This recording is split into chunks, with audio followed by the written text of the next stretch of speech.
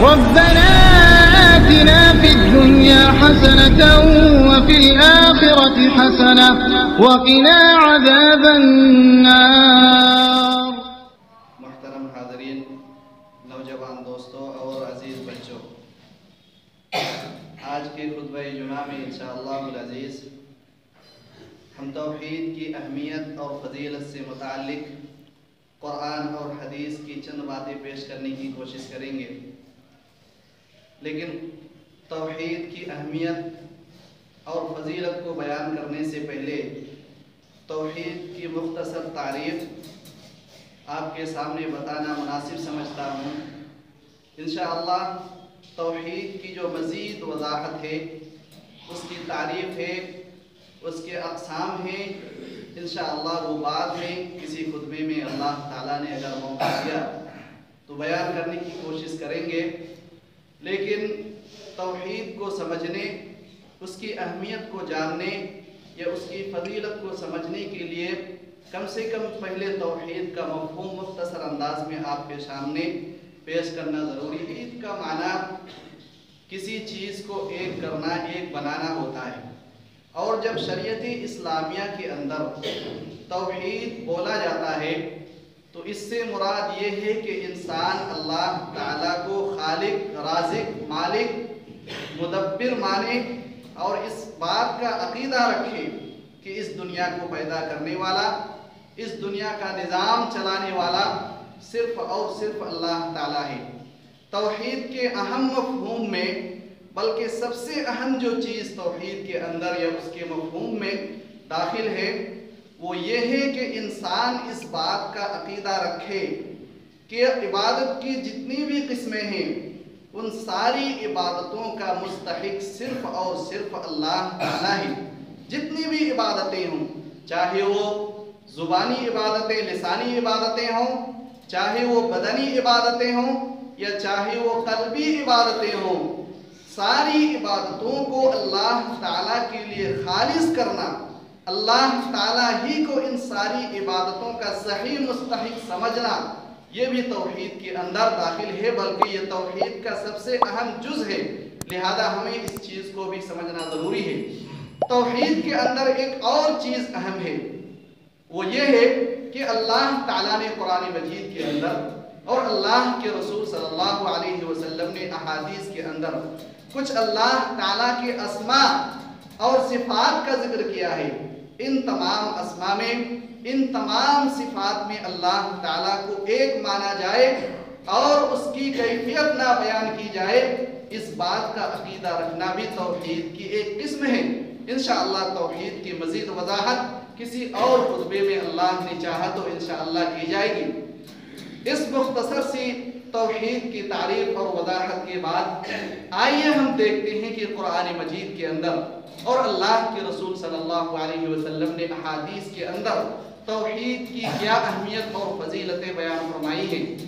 توحید کی سب سے پہلی فضیلت یا اہمیت یہ ہے کہ اللہ تعالیٰ نے اس کائنات کو، جن و انس کو صرف اور صرف توحید کے لیے پیدا فرمایا ہے۔ اللہ تعالیٰ نے قرآن مجید کے اندر فرمایا وَمَا خَلَقْتُ الْجِنَّ وَالْإِنسَ إِلَّا لِيَعْبُدُونَ، میں نے جن اور انس کو صرف اپنی عبادت کے لیے پیدا فرمایا ہے۔ امام المفسرین حضرت ابن عباس رضی اللہ تعالی عنہما فرماتے ہیں کہ کل ما ورد فی القرآن من العبادت فمعناها التوحید۔ امام بغوی نے اپنی تفسیر کے اندر ابن عباس رضی اللہ تعالی عنہما کا یہ قول ذکر کیا ہے کہ قرآن مجید کے اندر جہاں جہاں عبادت کا لفظ آیا ہے، وارد ہوا ہے، اس کا معنی توحید ہے۔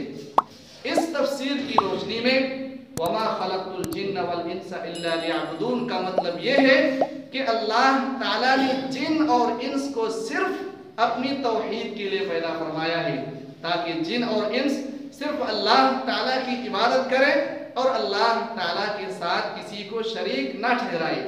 توحید کی جو دوسری اہمیت ہے، دوسری فضیلت ہے، وہ یہ ہے کہ اللہ تعالیٰ نے انسانوں کو پیدا کرنے سے پہلے، انسانوں کی تخلیق سے پہلے ہی تمام انسانوں سے اس بات کا عہد و پیمان لیا یہ وعدہ لیا کہ تم دنیا میں جب پیدا ہوگے، جب تمہیں دنیا کے اندر بھیجا جائے گا تو تم صرف اور صرف اللہ تعالیٰ کی توحید پر قائم رہو گے، اللہ تعالیٰ کے ساتھ کسی کو شریک نہیں ٹھہراؤ گے۔ اللہ تعالیٰ نے تمام انسانوں سے یہ سوال کیا اور کہا کہ الست بربکم، کیا میں تمہارا معبود نہیں ہوں؟ کیا میں تمہاری عبادت کا مستحق نہیں ہوں؟ کیا میں ہی عبادت کا مستحق نہیں ہوں؟ تو تمام انسانوں نے یہ اللہ تعالیٰ سے عہد و پیمان کیا اور یہ وعدہ کیا اور کہا کہ قالوا بلا ربنا، کیوں نہیں اللہ تعالیٰ، تو ہی ہمارا رب ہے، تو ہی ہمارا خالق ہے، ہم تیری ہی عبادت کرنے والے ہی تیری ہی عبادت کریں گے۔ اللہ تعالیٰ نے یہ عہد و پیمان اور توحید کا یہ وعدہ انسان کی تخلیق سے پہلے، انسان کو پیدا کرنے سے پہلے ہی لیا ہے، جس سے پتا چلتا ہے کہ توحید کی کتنی اہمیت ہے اللہ تعالیٰ کے نزدیک۔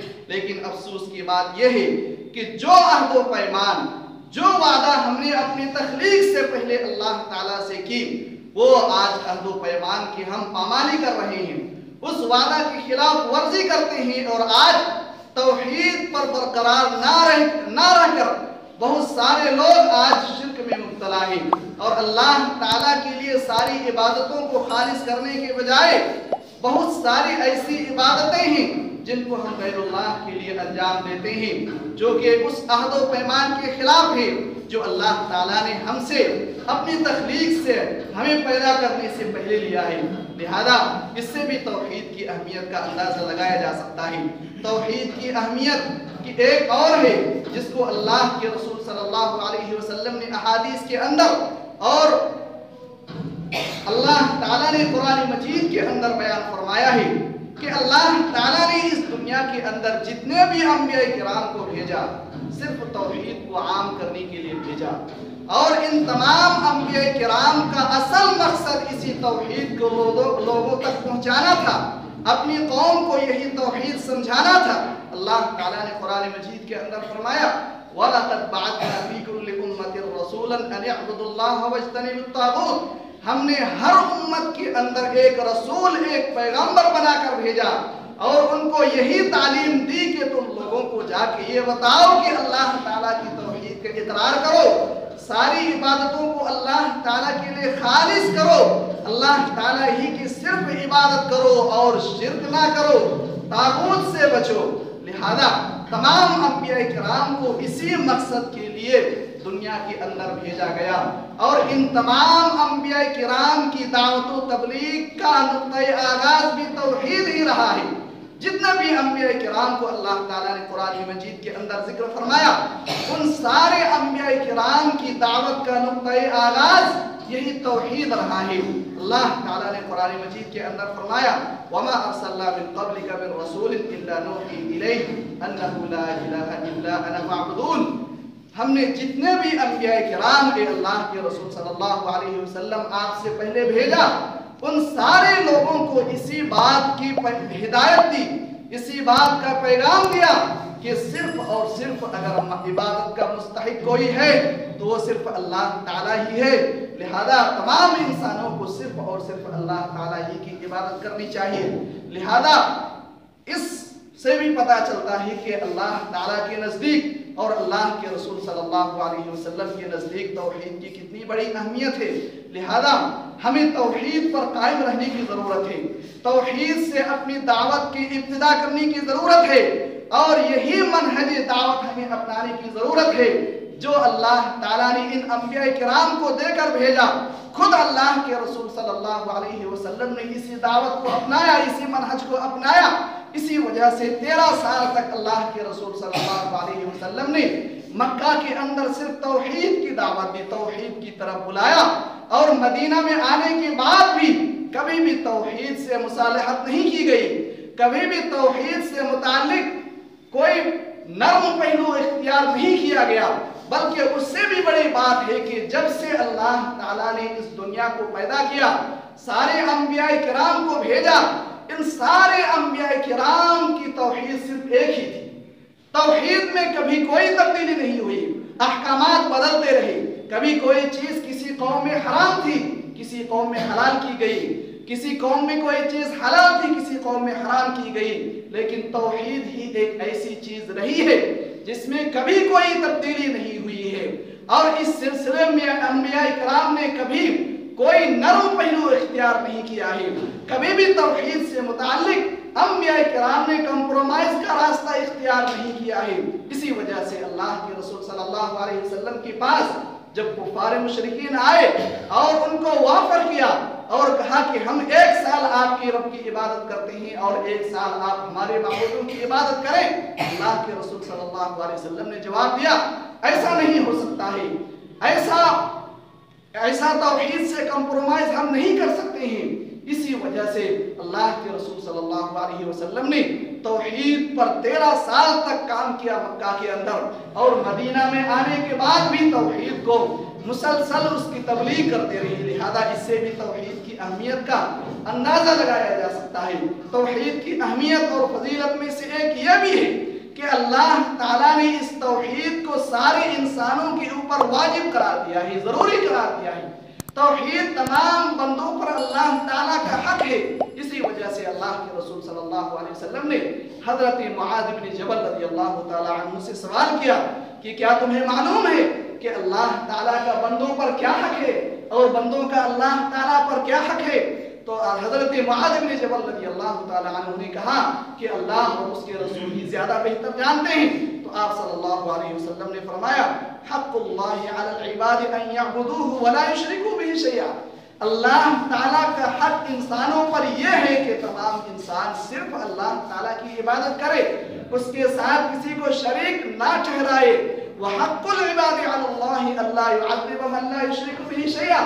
और बंदों का अल्लाह ताला पर हक यह है कि जो बंदा अल्लाह ताला की तौहीद पर कायम रहता है, अल्लाह ताला की तौहीद में मिलावट नहीं करता, अल्लाह ताला के साथ शरीक नहीं ठहराता, तो अल्लाह ताला के ऊपर बंदों का हक यह है कि अल्लाह ताला उनको अज़ाब ना दे, उनको अज़ाब में मुब्तला ना करे। लिहाजा इससे भी तौहीद की अहमियत का अंदाजा लगाया जा सकता है।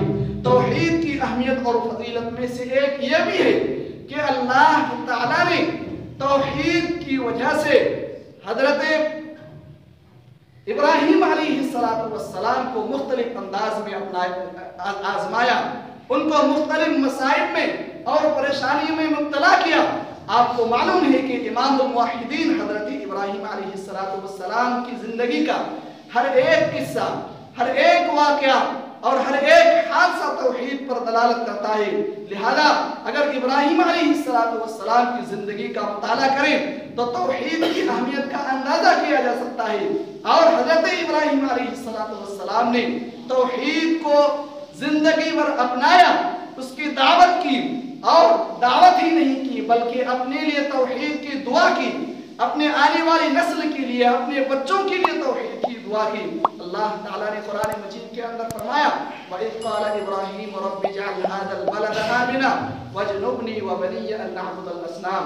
हजरत इब्राहीम अलैहिस्सलाम ने अल्लाह ताला से दुआ की कि अल्लाह ताला मक्का शहर को अमन वाला शहर बना दे और मुझे और मेरी तमाम आने वाली नस्ल को, आने वाली तमाम पीढ़ियों को अल्लाह ताला को शिर्क से बचा ले, तौहीद पर कायम रख।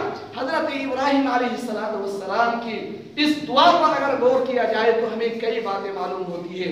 सबसे पहली बात तो ये मालूम होती है कि तौहीद की अहमियत इतनी है कि पूरी जिंदगी भर तौहीद पर कायम रहने के बावजूद जिनको इमामुल मुवहिदीन कहा जाता है, तमाम तौहीद परस्तों, तमाम तौहीद वालों का इमाम जिनको कहा जाता है, इसके बावजूद वह अल्लाह ताला से तौहीद की दुआ कर रहे हैं, शिर्क से बचने की दुआएं कर रहे हैं। लिहाजा इससे हमें यह अंदाजा लगाना हमारे लिए आसान है कि तौहीद की कितनी बड़ी अहमियत है। उससे भी बड़ी बात यह है कि हमें तौहीद की कितनी जरूरत है कि एक इमामुल मुवहिदीन होके, तौहीद का सबसे बड़ा मुवहिद होने के बावजूद वो अल्लाह ताला से तौहीद के सिलसिले में अल्लाह से दुआ कर रहे हैं कि तौहीद पर कायम रख। और आज हमारे माशरे के अंदर बहुत सारे ऐसे लोग मौजूद हैं जो पाए जाते हैं, जो सिर्फ जुबान से ला इलाहा इल्लल्लाह कहने के बाद ये कहते हुए फिरते हैं कि हमें तौहीद को समझने की जरूरत नहीं है, हमें तौहीद पर बात करने की जरूरत नहीं है। اگر ایسی ہی بات ہوتی تو امام الموحدین اللہ تعالیٰ سے یہ دعا نہیں کرتے۔ توحید کی اہمیت اور فضیلت میں سے ایک یہ بھی ہے کہ اللہ تعالیٰ نے جتنے بھی اعمال بندوں کے لیے مشروع کیے ہیں ان تمام اعمال کا دار و مدار اللہ تعالیٰ نے توحید ہی پر رکھا ہے۔ سورۃ الانعام کے اندر اللہ تعالیٰ نے 18 یا 19 انبیاء کرام کا ذکر کیا۔ ان تمام انبیاء کرام کو ذکر کرنے کے بعد فرمایا وَلَوْ أَشْرَكُوا لَحَبِطَ عَنْهُمْ مَا كَانُوا يَعْمَلُونَ۔ یہ انبیاء کرام جن کا میں نے ذکر کیا ہے، ان انبیاء کرام میں سے کوئی بھی ایک نبی اگر اللہ تعالیٰ کے ساتھ شریک ٹھہراتا ہے، اللہ تعالیٰ کی عبادت میں کسی کو شریک ٹھہراتا ہے، تو اللہ تعالیٰ ان انبیاء کرام کے اعمال کو بھی برباد کر سکتا ہے۔ جب ان انبیاء کرام کی یہ حالت ہے اللہ تعالیٰ کی توحید میں، اگر توحید میں کوتاہی ہونے کی وجہ سے اللہ تعالیٰ ان تمام انبیاء کرام کو اعمال کو اگر برباد کر سکتا ہے تو ان انبیاء کرام کے سامنے ہمارے اعمال کی کیا حیثیت ہے؟ اس سے بھی بڑی بات ہے اللہ کے رسول صلی اللہ علیہ وسلم جو تمام نبیوں کے سردار ہیں، ان کو مخاطب کرتے ہوئے اللہ تعالیٰ نے فرمایا لَإِنْ أَشْرَكْتَ لَيَحْبَطَنَّ عَمَلُكَ وَلَتَكُونَنَّ مِنَ الْخَاسِرِينَ۔ اے اللہ کے رسول صلی اللہ علیہ وسلم، اگر آپ بھی اللہ تعالیٰ کی عبادت میں شرک کرتے ہیں، اللہ تعالیٰ کی عبادت میں کوتاہی کرتے ہیں، تو اللہ تعالیٰ آپ کے بھی اعمال کو برباد کر سکتا ہے۔ یہ نبیوں کا حال ہے۔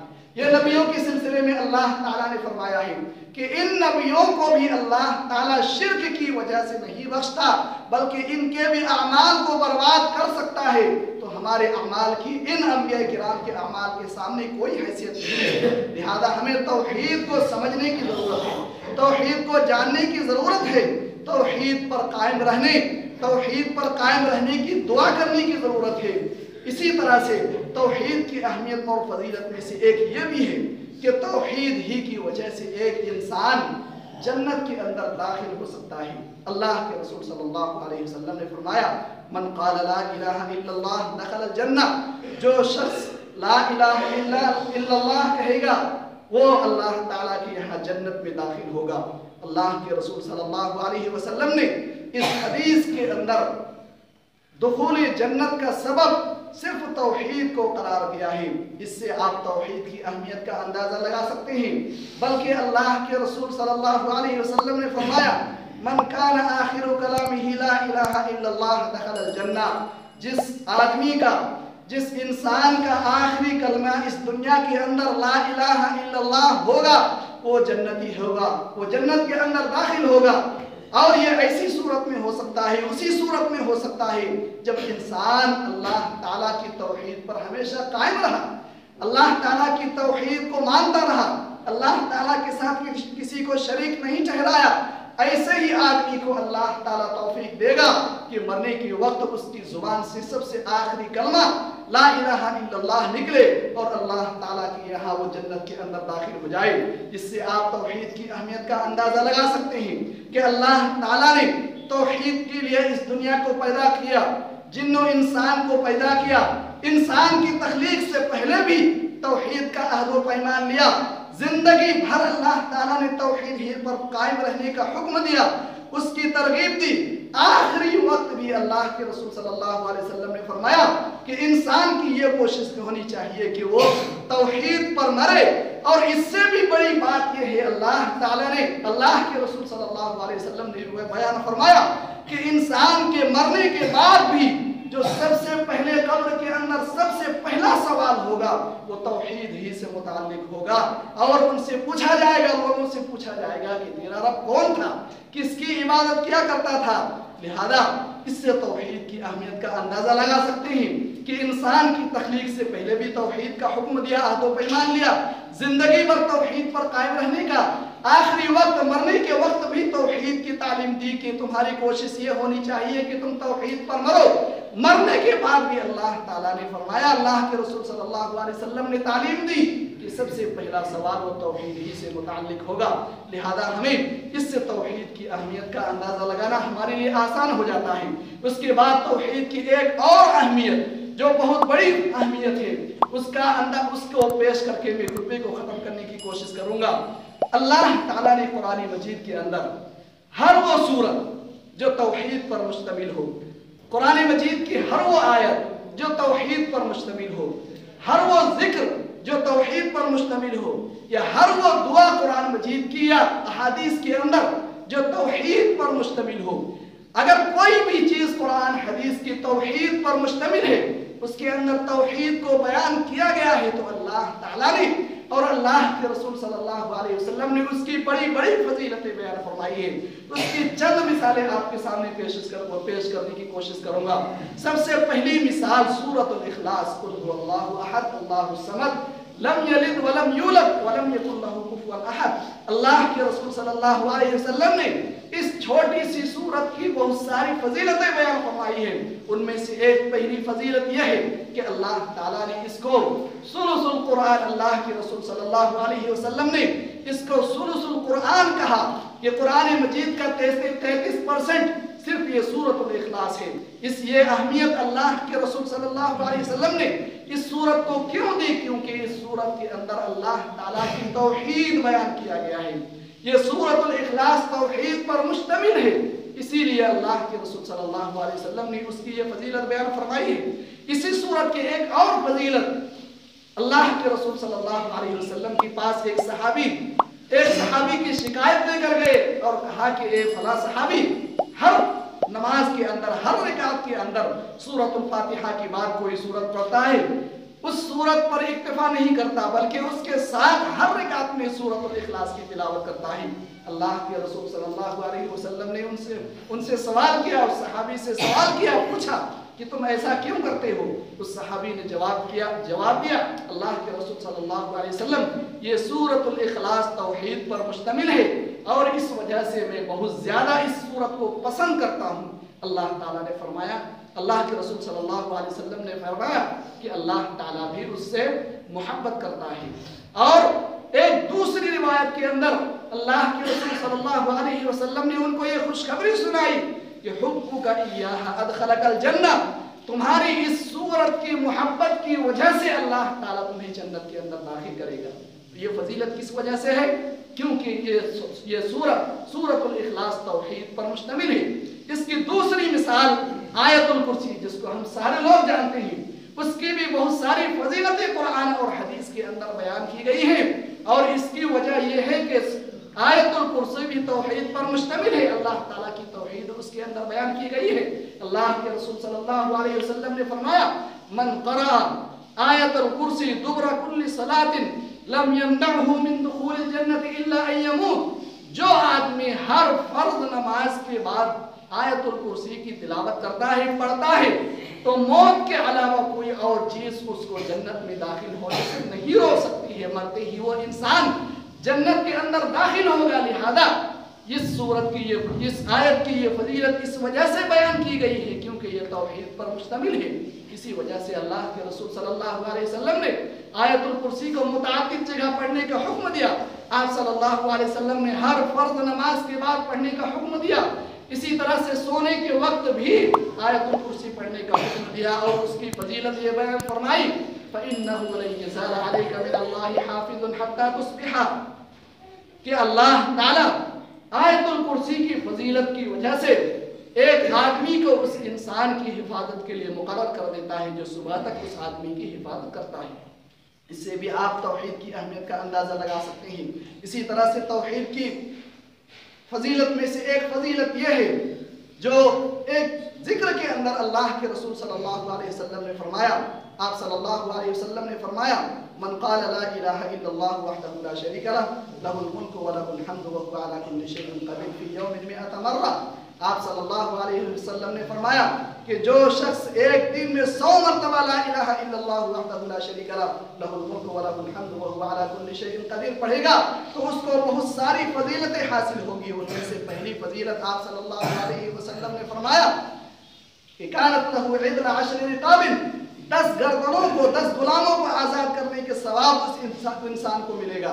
उसकी दूसरी फजीलत आप सल्लल्लाहु अलैहि वसल्लम ने यह बयान फरमाई कि कुतिबत लहु मिअतु हसनतिन, उसके हक में 100 नेकियां लिखी जाएंगी।